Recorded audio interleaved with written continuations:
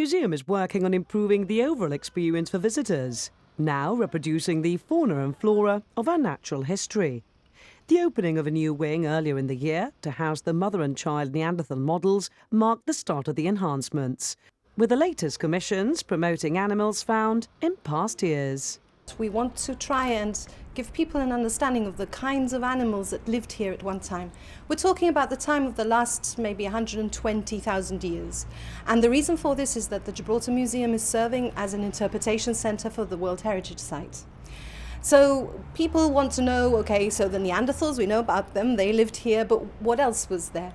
So we've tried to reproduce a few of the animals that we could find, and people aren't really aware that we had things like leopards and we had things like bears, brown bears.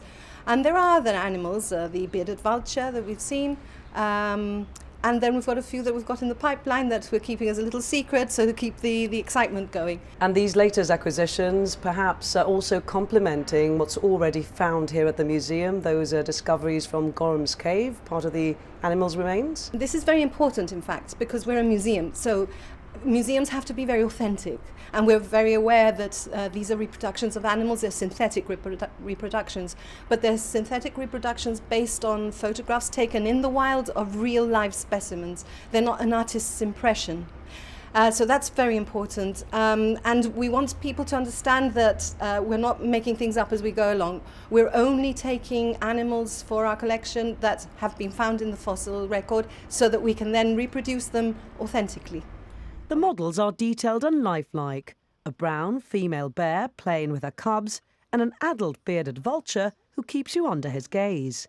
These were created by artist Paco Ventura.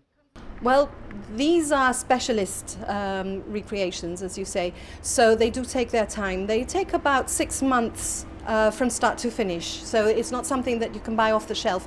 And because we're using photographs that are taken of the animals in the wild, sometimes those photographs are hard to take.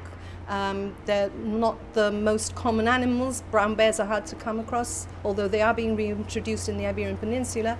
The leopard, for example, well, you know, it's not that easy to take the photographs.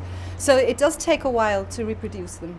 And staying with one of the latest additions, that of the bearded vulture, some interesting features with this bird. Everyone talks about vultures and their habits, and these are particularly interesting animals because they almost use tools. They pick up the bones, they eat the marrow from inside the bone, and of course their mouth parts aren't strong enough to break the bones open. So what they do is they pick the bone up and then they fly to really, really great height and they drop the bone.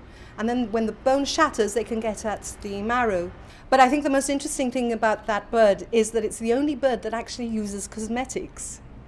It goes to these pools which have a particular chemical, an iron oxide, which is bright red, and they will apply that onto their feathers. So, you know, I think that that's quite unique in those birds. In future, the garden aims to be a recreation of a bygone Gibraltar, with the museum also planning to plant vegetation of the era to enhance the experience and complement the models on offer. These latest additions are attractive features adding to what's already on offer here at the Gibraltar Museum. This outside area, where they're found, is sure to become a firm favourite, especially with the youngsters.